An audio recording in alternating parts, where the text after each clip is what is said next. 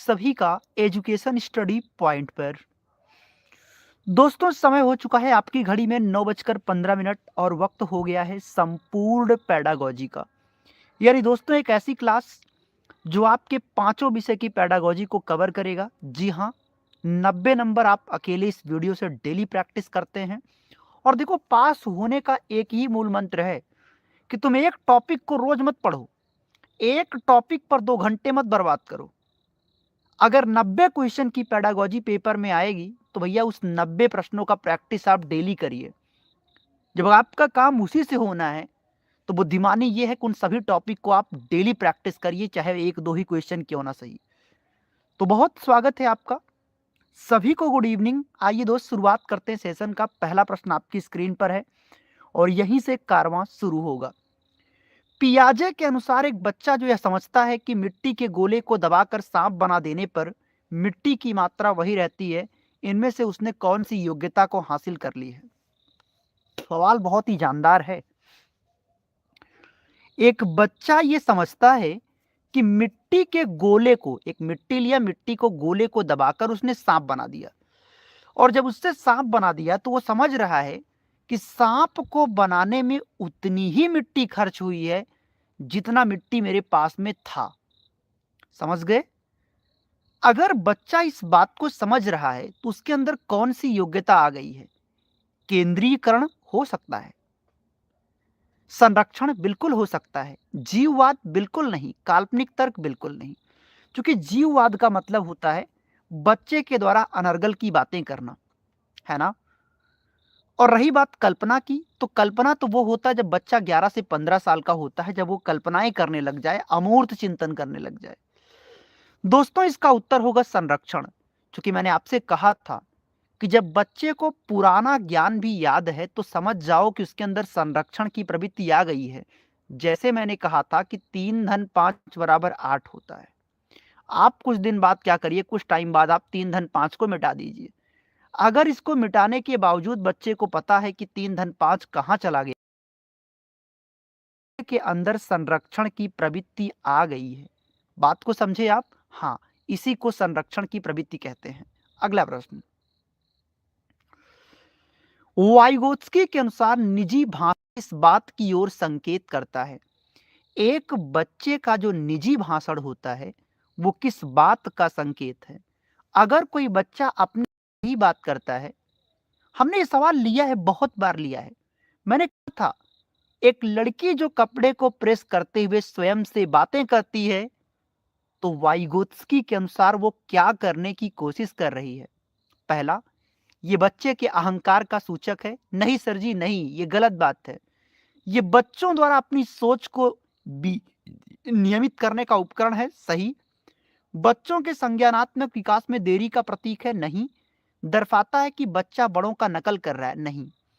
दोस्तों, मैंने कहा था यही सेम प्रश्न पियाजे के अनुसार भी पूछता है, यही सेम प्रश्न वाइगोत्स्की के हिसाब से ही पूछता है।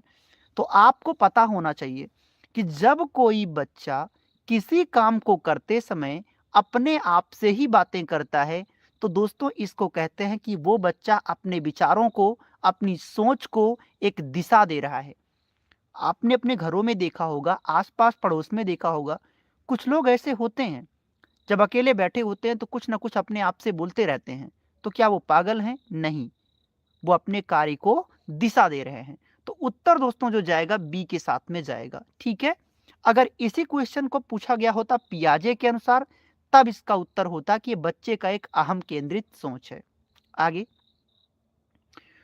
कोहल वर्ग के नैतिक निर्णय सामाजिक अपेक्षाओं के बजाय स्वयं द्वारा चुने गए नैतिक सिद्धांतों पर आधारित होता है।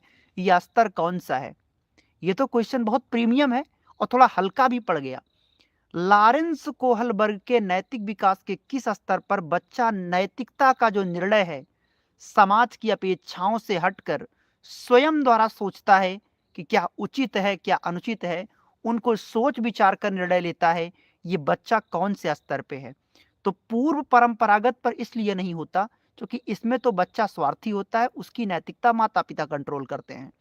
परंपरागत में बच्चे से उम्मीद की जाती है कि भैया फलाने का लड़का पढ़ रहा है तो आप भी पढ़िए। लेकिन उत्तर परंपरागत अवस्था का बच्चा जो होता है वो दूसरों के सम्मान का कारण बनता है, दूसरों की मदद करता है, दूसरों का सहारा बनता है। इतनी बात। और एक पॉइंट और पूछेगा, लॉरेंस कोहलबर्ग की सबसे बड़ी कमी क्या है? तो दोस्तों इनकी सबसे बड़ी कमी यही थी कि इन्होंने नहीं किया था। आपने यूट्यूब पर बहुत सारे टीचर देखे होंगे कि जो कोहलबर्ग टॉपिक लाएंगे और इसी कोहलबर्ग में 2 घंटा बर्बाद करेंगे। आना 2-3 क्वेश्चन है, लेकिन भैया अब बताओ इसमें ऐसा कौन सा टॉपिक छूट गया जिसके लिए 2 घंटे क्लास लाना है? तो बात समझ रहे हो ना क्या चाहता हूं? हाँ, सब चक्कर पैसे का है और कुछ नहीं है। तो चीजों को समझो। हमारा मकसद आपको एक ही टॉपिक में 2 घंटे ना बर्बाद। मुझे पता है कि 90 प्रश्न पेडागोजी में पूछे जाएंगे, तो मैं वो 90 अंक की तैयारी डेली प्रैक्टिस करूंगा। हर टॉपिक मुझे रोज प्रैक्टिस करनी है, एक टॉपिक नहीं, रोज हर टॉपिक प्रैक्टिस हो, तब जाकर काम बनेगा। आगे, अनुवांशिकता और वातावरण की अंतःक्रिया के संदर्भ में कौन सा कथन दोस्तों सबसे सटीक है? अनुवांशिकता का मतलब होता है माता पिता का गुण, और वातावरण का दोस्तों मतलब ये होता है इसमें वो बच्चा सीख रहा है। तो इसमें सबसे सटीक कौन सा होगा? अनुवांशिकता शारीरिक विकास को प्रभावित करता है, बात तो सही है, क्योंकि अनुवांशिकता के कारण ही आप सांवले होते हैं, गोरे होते हैं, काले होते हैं, आपकी आंखें सुंदर होती हैं और आपका चेहरा अच्छा लगता है। तो ये सारी बातें अनुवांशिकता से होता है। वातावरण बुद्धि को प्रभावित करता है, ये भी सही है। विकास के कुछ पहलुओं पर आनुवंशिकता का अधिक प्रभाव होता है और कुछ पर वातावरण का, ये भी सही है। दोनों स्वतंत्र रूप से काम नहीं करते, सर करते नहीं है, ये कह रहे करते हैं पर वो नहीं करते। अब इसका उत्तर क्या होगा? इसके लिए आपको 1 मिनट बहुत ध्यान से सुनना है। इसका उत्तर पेपर में अलग अलग तरीके से पूछता है। कई बार पेपर में लिखा रहेगा कि अनुवांशिकता और वातावरण का बराबर योगदान होता है, तो कह देना कभी नहीं।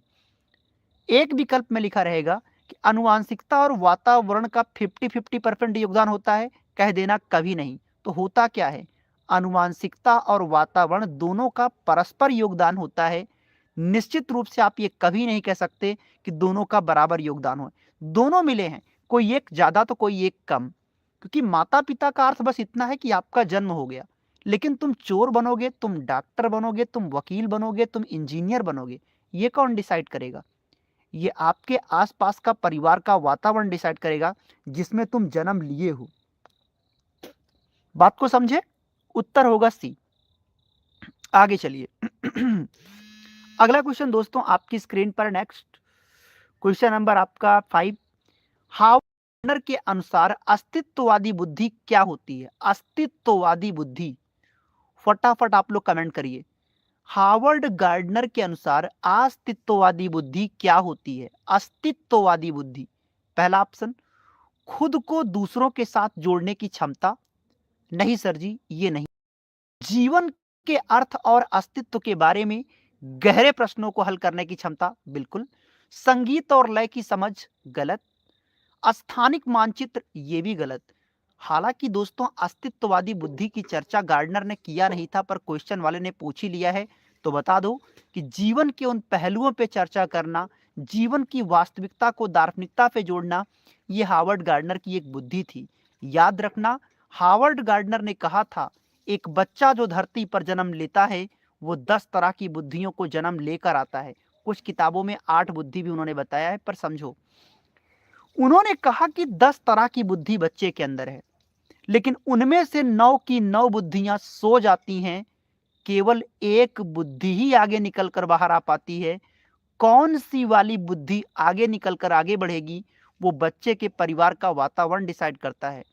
उन्होंने कहा एक बच्चे में नेता, चोर, डॉक्टर, इंजीनियर, वकील, हर तरह की बुद्धि होती है, लेकिन कौन सी वाली बच्चे में आएगा, ये तो दोस्तों बच्चे के परिवार का वातावरण डिसाइड करेगा, है ना?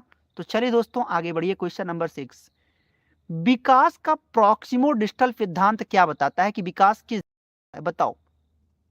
विकास का जो प्रॉक्सिमो डिस्टल सिद्धांत होता है ये किस दिशा में होता है, आपको ये बताना है। तो दोस्तों विकास का जो डिस्टल सिद्धांत होता है ये बताता है कि विकास सिर से पैर की ओर होता है। कहाँ होता है? सिर से पैर की ओर? नहीं सर जी, ये गलत है। मैं बताता हूं, ये जो आप देख रहे हो इसको कहते हैं सिफेलोकाउडल। मैं बताता हूँ ये अंग्रेजी वर्ड है, लेकिन इसका हिंदी भी बताऊंगा और सिफेलोकाउडल मैंने क्यों कहा ये भी बताऊंगा। मेरे प्रिय भाई, सिर से पैर की ओर विकास होता है, इसको हिंदी में कहते हैं शीर्षगामी, विकास का शीर्षगामी सिद्धांत। लेकिन पेपर वाले का मजाल क्या है, उसने क्या कहा, अंग्रेजी में भी सिफेलोकाउडल लिख दिया और हिंदी वाले पोर्शन में भी उसने सिफेलोकाउडल ही कहा। अब जिसको सिफेलोकाउडल नहीं पढ़ के गया है तो अंग्रेजी में ढूंढे तो उस सेक्शन में भी सिफेलोकाउडल लिखा है, हिंदी वाले सेक्शन में ढूंढे तो वहां पे भी सिफेलोकाउडल लिखा है। तो जान लो सिफेलोकाउडल का मतलब होता है शीर्षगामी, यानी शीर्ष से पैर की ओर अगर विकास हो रहा है, सिर से पैर की ओर हो रहा है तो उसको सिफेलोकाउडल कहते हैं। और अगर दोस्तों प्रॉक्सिमोडिस्टल है, प्रॉक्सिमोडिस्टल का मतलब होता है अधोगामी। क्या कहते हैं इसको, अधोगामी कहते हैं।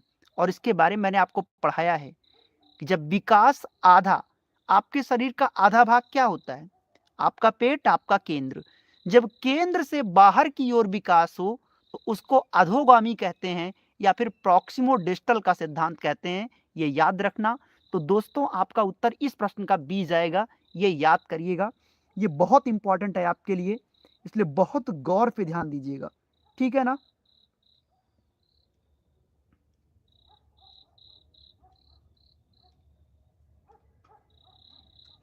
अगला प्रश्न दोस्तों आपकी स्क्रीन पर है, आइए। समावेशी शिक्षा में पूर्ण समावेशन का अर्थ क्या होता है, बताओ दोस्तों, पूर्ण समावेशन का अर्थ क्या है। विशेष बच्चों को अलग स्कूलों में पढ़ाना। मैंने क्या कहा था, समावेशी शिक्षा का मतलब होता है एक ऐसी क्लास जिस क्लास में हर वेशभूषा का बच्चा है, अमीर भी है, गरीब भी है, ब्राह्मण भी है, क्षत्रिय भी है, भोजपुरी वाला भी है, हिंदी वाला भी है, तमिल वाला भी है, मलयालम वाला भी है, मराठा वाला भी है। तो क्या करोगे, अलग स्कूल में पढ़ाओगे? ये एकदम गलत बात है।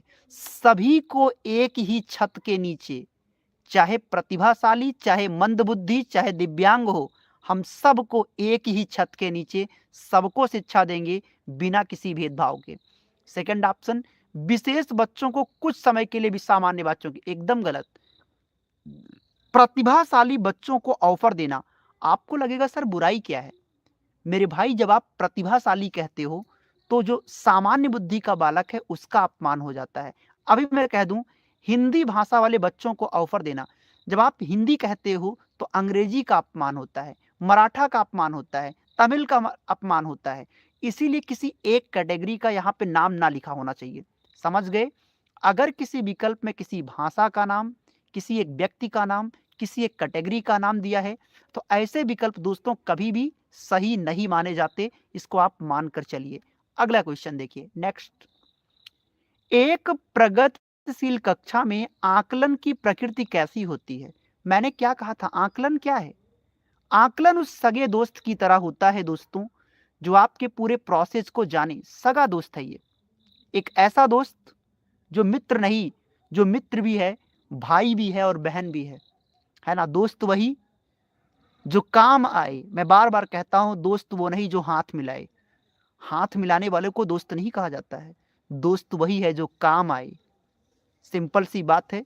अब आपको बुरा लग सकता है पर हकीकत क्या है, उम्मीद तो आपको अपने माँ बाप से भी तो है, उन्हें भी उम्मीद है कि तुम कुछ बनोगे और नहीं बन पाओगे तो फिर उनकी नजरों में आप बिल्कुल बेकार हो। तो सर आकलन का मतलब होता है पूरे प्रोसेस को समझना। जैसे मैंने किसी को खड़ा किया, हमने कहा बेटा खड़े हो जाओ, हमने पूछा बेटा क्या नाम है, उसने कहा मेरा नाम गीता है। मैंने कहा आपके पिताजी का नाम क्या है, आप कहाँ से आती हैं, आपके स्कूल का नाम क्या है, आपने कहाँ तक पढ़ाई की है, अपने जीवन में संघर्ष क्या किया। अगर मैं पूरे प्रोसेस को जानने की कोशिश कर रहा हूँ, प्रोसेस मतलब पूरी प्रक्रिया को जानने की कोशिश कर रहा हूँ, तो इसको आकलन कहते हैं। और अगर मूल्यांकन कहा जाएगा तो मूल्यांकन दोस्तों सिर्फ एक पहलू का होता है। मूल्यांकन उस कड़वे समाज की तरह होता है जिसको केवल रिजल्ट से मतलब होता है, जैसे कि तुम्हारी नौकरी लगी कि नहीं लगी। बात को समझे, बहुत ही सरल शब्दों में आपको मैं बता रहा हूं, जिसे जिंदगी में कभी आप आकलन मूल्यांकन में गलती नहीं करोगे। बात समझ में आ रहा दोस्तों, ऑप्शन नंबर बी बेस्ट है। आगे, पियाजे के अनुकूलन के दो हिस्से क्या हैं मेरे भाई? अनुकूलन के दो भाग होते हैं, एक होता है दोस्तों समायोजन, एक होता है आत्मसातीकरण, और एक होता है, मैं सब समझाऊंगा, पहले समझो। आत्मसातीकरण क्या है? मैंने कहा जैसे स्कूल में एक बच्चा जब पढ़ने जाता है तो टीचर उसको सुबह से लेकर शाम तक बहुत कुछ पढ़ाता है। बाबर, इब्राहिम, वर्णमाला, व्यंजन, नाउन, प्रोनाउन, इंटरजेक्शन, इतिहास, भूगोल, बहुत कुछ पढ़ाता है। लेकिन वही बच्चा जब घर को शाम को लौटता है तो उनमें से कुछ बातों को याद करने की कोशिश करता है। तो गुरु जो वो याद करने की कोशिश कर रहा है, यानी वो उन बातों में से कुछ बातों को आत्मसात कर रहा है, इसी को आत्मसातीकरण कहते हैं। जबकि समायोजन जो आप समझते हो दोस्तों, साइकोलॉजी में समायोजन का मतलब ये नहीं होता जो आप सोचते हो। मैंने कहा था कि पेपर में क्वेश्चन आया था, एक बच्चा एक बार आसमान में उड़ते हुए पक्षी को देखकर कहा कि मम्मा वो देखो, वो कौन उड़ रहा है? माँ कहती है बेटा वो कौवा है। एक दिन आसमान में एक और पक्षी उड़ रहा था और वो कोयल थी। तो बेटे ने कहा कि मम्मा वो देखो कौवा। तो माँ ने कहा बेटा वो कौवा नहीं, वो कोयल है। तो बच्चे को बहुत बुरा लगा, उसको बहुत गुस्सा है, उसको लगा ये कैसे हो सकता है? दोनों के दो पैर हैं, एक ही चोंच है, पंख वैसे हैं, काले दिखते हैं, फिर दिक्कत कहां से आई? पर पुरानी सूचना बच्चे की क्या है कि कोयल ही कौवा है, कौवा ही कोयल है। लेकिन जब माँ ने उसको जानकारी दी तो वो नई सूचना मिली। तो दोस्तों, नई सूचना के द्वारा पुरानी जानकारी में जो परिवर्तन हुआ उसी को समायोजन कहते हैं। इसको दिमाग में फिट कर लो, इससे पेपर में कितना भी कठिन कॉन्सेप्ट आ जाए लेकिन आपका उत्तर एकदम सटीक बैठेगा। और भी चीजें बता दूं, स्कीमा क्या है? इसका उत्तर तो भी है लेकिन स्कीमा भी जान लो। दोस्तों, स्कीमा का मतलब होता है स्टोरेज। जैसे जब आप किसी व्यक्ति को देखते हो तो सामने वाले व्यक्ति का जो फोटो है, जो प्रतिबिंब है, जो संरचना है, वो आपके दिमाग में बन जाता है। इसी को स्कीमा कहते हैं। जैसे अभी आप लोग इस क्वेश्चन को देख रहे हो तो इस क्वेश्चन का जो फोटो है वो आपके दिमाग में बन जा रहा है, इसी को स्कीमा कहते हैं। सही है। संरक्षण क्या होता है ये भी जान लो मेरे दोस्तों। मैंने क्या कहा, बहुत सिंपल एग्जाम्पल मैंने आपको कहा था कि 5 साल पहले आपने अपने नाना को देखा था, आज 5 साल बाद आपके नाना जी आपको दिखाई पड़ते हैं, और अगर आप उनको पहचान गए इसका मतलब आपके अंदर संरक्षण की प्रवृत्ति आ गई है। वर्गीकरण किसे कहते हैं दोस्तों? एक बच्चे को आम, अंगूर, संतरा, सेब, हर फल उसके सामने रखे गए, सब मिक्स कर दिया गया, आम, अंगूर, संतरा, फल, केला सब रखा दिया, और बच्चे से कहा गया कि बेटा आम को अलग कर दो, अंगूर को अलग कर दो, संतरा को अलग कर दो। अगर बच्चा इन चीजों को अलग अलग रख पा रहा है तो इसको वर्गीकरण कहते हैं। और ये जितने भी टॉपिक मैंने अभी आपको समझाए ये सब पियाजे के टॉपिक हैं। और जैसे मैंने समझा दिया, अगर आपने बढ़िया से समझा होगा तो यकीन मानिए पेपर कितना भी कठिन आए लेकिन आप जीत कर आओगे। इस प्रश्न का उत्तर भी है जो इसमें पूछा गया था। आगे, अधिगम के लिए आकलन में क्या अनिवार्य होता है दोस्तों? सीखने के लिए नहीं, देखो मैंने क्या कहा, सीख अधिगम के लिए आकलन का मतलब होता है सीखने के लिए आकलन। तो इसका मतलब क्या होता है? मैंने क्या कहा था, आज आपका एग्जाम लिया जा रहा है, सीखने के लिए ही तो आकलन है। क्या तुम प्राइमरी के बच्चों को पढ़ा पाओगे कि नहीं पढ़ाओगे, उसी लिए आपसे सीटेट की परीक्षा ली जा रही है। समझे क्या मतलब? इसी को सीखने के लिए आकलन कहते हैं। जैसे आप बीएड में एंट्रेंस एग्जाम देते हो तो क्या तुम बीएड में सीखने लायक हो कि नहीं हो, पढ़ने लायक हो कि नहीं हो, इसे सीखने के लिए आकलन कहते हैं। तो क्या इसमें अनिवार्य क्या है? तो दोस्तों, इसमें सबसे अनिवार्य ये होता है बच्चों का फीडबैक। बच्चे अगर आपको देखो, आप लोग कई बार प्राइवेट स्कूलों में जाते होंगे डेमो देने, और जो भी मैं यही हमेशा कहूंगा कि ये वीडियो उन सभी स्कूल जो प्राइवेट संचालक हैं उन तक जरूर पहुंचा देना। मैं उनको ये कहता हूं कि जो आप ये गरीब बच्चों का, जो गरीब शोषित बच्चों का जो खून चूस रहे हैं आप, उन्हें आप बुलाते हो कि आइए डेमो दीजिए, मैं आपको नौकरी दूंगा। किस बात का नौकरी देंगे आप बताइए? वही 5,000, 7,000, 10,000 की नौकरी के लिए आप डेमो मांगते हैं? और डेमो आप लेंगे? ये डेमो मतलब क्या बात करते हैं आप? डेमो आप लेंगे? डेमो का मतलब होता है जो बच्चा आपकी क्लास में पढ़ रहा है, जिस स्टैंडर्ड को आप पढ़ाना चाहते हो, चाहे 100 बच्चे हैं, चाहे 50 बच्चे हैं, चाहे 10 बच्चे हैं, उन बच्चों के सामने टीचर से पढ़वाइए। अगर बच्चा अगर रिजेक्ट कर दे, मैं कहता हूं कि हमारे भारत का सबसे बड़ा यही दिक्कत है। अगर बच्चा रिजेक्ट कर दिया कि नहीं मुझे ये टीचर नहीं पसंद है, तो टीचर को भी तसल्ली हो जाता है कि हाँ कहीं ना कहीं की हम में कमी है। लेकिन आप 7,000 रुपए के लिए बार बार इस व्यक्ति को दौड़ाते हो। ऐसे बहुत सारे केस हैं, बेचारे भटक रहे हैं। तो बच्चा अगर इंटरव्यू करे तो ठीक है, बच्चे को निर्णय लेना चाहिए, बच्चे को सीखना है। तुम क्यों इंटरव्यू ले रहे हो? इंटरव्यू काम है शिक्षक का लेने का। पर वही बात है, क्या ही कहा जाए। तो ऑप्शन नंबर सी इसका राइट आंसर होगा। अगला क्वेश्चन, प्रत्याशित सामाजिकरण का अर्थ क्या होता है? एंटीसिपेटरी सोशलाइजेशन का अर्थ क्या होता है, बताइए। मेरे पास ऐसे बहुत सारे बच्चे आते हैं, रोज कुछ ना कुछ आती हैं बातें, मुझे हर जगह मैनेज करनी होती बातों को। हर जगह वही बात है, बेचारा घूम रहा है डेमो डेमो डेमो, कुछ नहीं। प्रत्याशित सामाजिकरण का क्या अर्थ होता है? एंटीसिपेटरी सोशलाइजेशन क्या है? दोस्तों सिंपल, प्रत्याशित का मतलब क्या है? कोई आशा है, किसी चीज के प्रति आशा है। और सामाजिकरण आप समझ ही रहे हो, सामाजिकरण का मतलब क्या होता है? सहयोग करना, लोगों के बीच में सहयोग की भावना विकसित करना। तो बचपन में परिवार सीखना नहीं, भविष्य के समूहों या भूमिकाओं के लिए स्वयं को तैयार करना। बिल्कुल प्रत्याशित, मुझे आपसे ये प्रत्याशा है, हमें आपसे खुद को आशा है कि तुम सामाजिकरण निभाओगे, लोगों के लिए अच्छा काम करोगे। इसी को कहते हैं प्रत्याशित सामाजिकरण।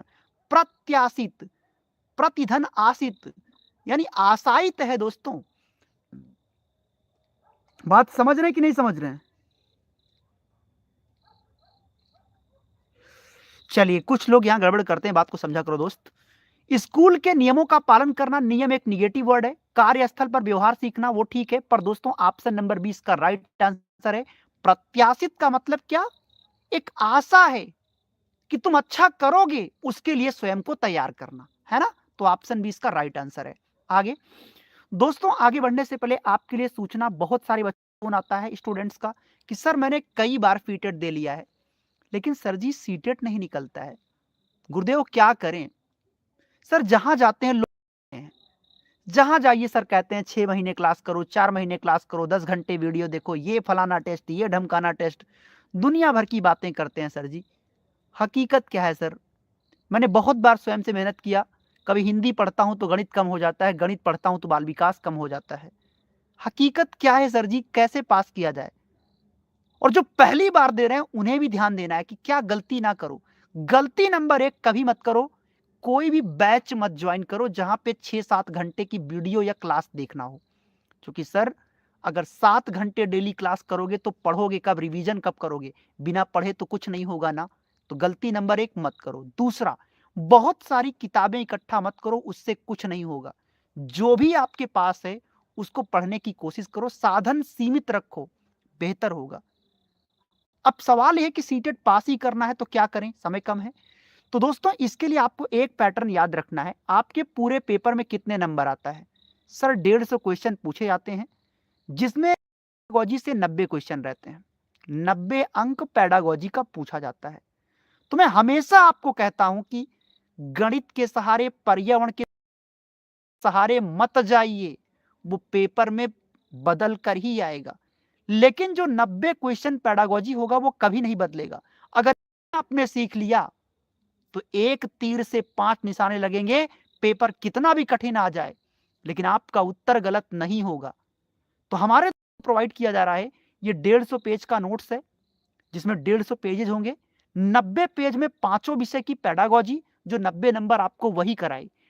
60 नंबर टॉपिक, तो टॉपिक डिसाइड कर लीजिए कि कौन सा पढ़ना है और कौन सा छोड़ना है, कौन सा टॉपिक आपके काम का है। आपने इसको अच्छे से बढ़िया से पढ़ लिया तो दोस्तों मैं ये तो नहीं कहूंगा कि मैं आपको टॉपर करा दूंगा, लेकिन हां 105, 108, 110 बहुत आराम से आप कर जाएंगे। आपकी स्क्रीन पर नंबर है 9653050981 पे आप कॉल करके या व्हाट्सएप पे मैसेज करके आप इसे परचेज कर सकते हैं। प्राइस नॉर्मल होगा जो आपके लिए उचित होगा। चलिए आगे बढ़ते हैं। मेटाकॉग्निशन से दोस्तों तात्पर्य क्या है? मेटाकॉग्निशन का अर्थ होता है संज्ञानात्मक विकास या संज्ञानात्मक अभिक्षमता। से क्या तात्पर्य है?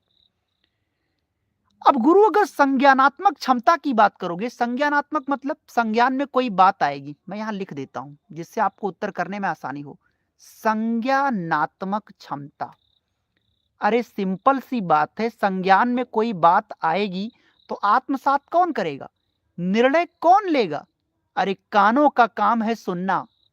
हमने कहा कि भैया एक गिलास पानी दे दीजिए, कानों ने सुना है, लेकिन तुम पानी दोगे कि नहीं दोगे ये कौन निर्णय लेगा? ये निर्णय दिमाग लेगा। तो चिंतन की जो प्रक्रिया है दोस्तों उसी को मेटाकॉग्निशन कहते हैं। बात को समझे। नई जानकारी को याद करना वो अलग चीज, वो तो मेमोराइजेशन हो गया। दूसरों की भावनाओं को समझना अंतर्वैयक्तिक बुद्धि हो गया। जटिल गणितीय समस्याओं का यहां कोई रोल ही नहीं है। आगे, ब्रूनर के संज्ञानात्मक विकास के सिद्धांत में आइकॉनिक चरण क्या होता है? आइकॉनिक चरण किस पर आधारित होता है? अच्छा जी, आइकॉनिक चरण किस पे आधारित होता है? अच्छा जी, मैं आपको पूरा समझा देता हूं, सुनो। एक मनोवैज्ञानिक थे, नाम उनका था दोस्तों ब्रूनर, जो कि संज्ञानात्मक विकास के जनक थे। उन्होंने एक अवस्था दिया था आइकॉन, आइकॉनिक अवस्था, आइकॉनिक अवस्था। इसका मतलब उन्होंने कहा क्या होता है दोस्तों, जिस प्रकार संज्ञानात्मक विकास के जनक पियाजे थे उसी प्रकार संज्ञानात्मक विकास के जनक ब्रूनर भी थे। उन्होंने अवस्था में एक नाम दिया था आइकॉनिक अवस्था। आइकॉनिक का मतलब क्या होता है?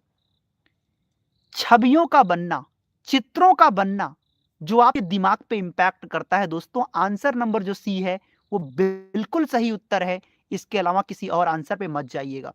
क्वेश्चन नंबर 14 आपकी स्क्रीन, 14 की बात कर लेते हैं। फटाफट आप लोग आंसर करते जाइए मित्र।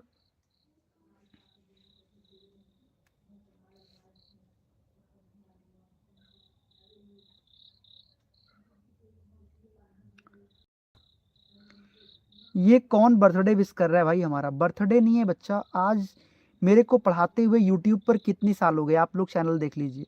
मैंने कभी भी अपना बर्थडे विश किया आज तक? कभी किया? और लोगों की तरह पूरे यूट्यूब पर जिसके 500 सब्सक्राइबर हो जाते हैं वो भी अपना बर्थडे विश करवाने लग जाता है। सर मेरे तो फिर भी आप लोग देखो तो लाख के करीब जाने ही वाले हैं हम लोग, ठीक है। फेसबुक पर हमारे ऑलरेडी 1,20,000 वहां पर भी सब्सक्राइबर हैं। यहाँ पर तो लाखों में हम लोग पहुंचने ही वाले हैं।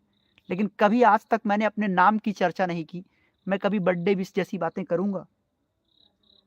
आप ये बताइए, ये क्या बातें करते हो? मैंने कभी कहा कि मेरा बर्थडे कब है, मेरे को विश कर दो? मैंने कभी कहा? प्रभु मैं छपरी जैसी हरकत नहीं करता हूं। ये कैसी बातें करते हो आप लोग? होंगे बहुत सारे टीचर पढ़ने और पढ़ाने वाले, पर दुनिया में हर व्यक्ति अलग होता है, सबकी सोच एक जैसी नहीं है। वरना जितना प्यार हमें जनता ने दिया है ना उतना शायद ही किसी को मिला हो एक वॉइस ओवर चैनल पे। समझ गए ना? तो सर ऐसी बातों को नहीं आप यहाँ पे किया करो, कोई बर्थडे वर्डे नहीं है। और इस तरह की फालतू के कमेंट्स यहाँ आप लोग मत करिए, ठीक है ना? चलिए क्वेश्चन पे आ जाइए। बहुसांस्कृतिक शिक्षा का मुख्य उद्देश्य क्या होता है? बहुसांस्कृतिक शिक्षा का मुख्य उद्देश्य क्या है? सभी संस्कृतियों को एक जैसा बना देना? नहीं सर जी। देखो बहुसांस्कृतिक शिक्षा का मतलब ये होता है, सिंपल सी बात है, बहुत ही अगर मैं सरल शब्दों में ये बात मैं आपसे कहूं तो बहुसांस्कृतिक मतलब एक ऐसी क्लास जिस क्लास में हर पृष्ठभूमि के बच्चे हैं। यार देखो क्या बात करते हो। चलो अब चुप रहिए, आराम से पढ़िए। बर्थडे की बात कोई नहीं करेगा, कोई बात नहीं करेगा। हमें बर्थडे से कोई प्रॉब्लम नहीं है, बस मेरे को इन चीजों में इंटरेस्ट नहीं है, क्योंकि जिंदगी का हर दिन नया होता है। हर दिन आपको कुछ नया सीखना। काहे का बर्थडे? बस प्रपंच है। 4 लोग हैप्पी बर्थडे ऐसे कहते हैं जैसे कोई मर गया हो। ऐसे तो कहते हैं हैप्पी बर्थडे टू यू, ऐसे कैसे बोलते हैं? आपने कभी देखा है किसी को मनाते हुए जैसे कोई मर और गया हो? इस तरह पे तो हैप्पी बर्थडे लोग करते हैं। बिना मतलब का प्रपंच है। कोई 10 रुपए का लाकर गिफ्ट दे दे, बिना मतलब वाली बेवकूफ़ी करो, यही सब फालतू प्रपंच अब यही बाकी है। लेकिन कुछ लोग इसको एंजॉय करते हैं। अब भाई सबकी सोच अलग है ना। इस दुनिया में सारे अच्छे हो जाएंगे, फिर छपरी कौन रहेगा?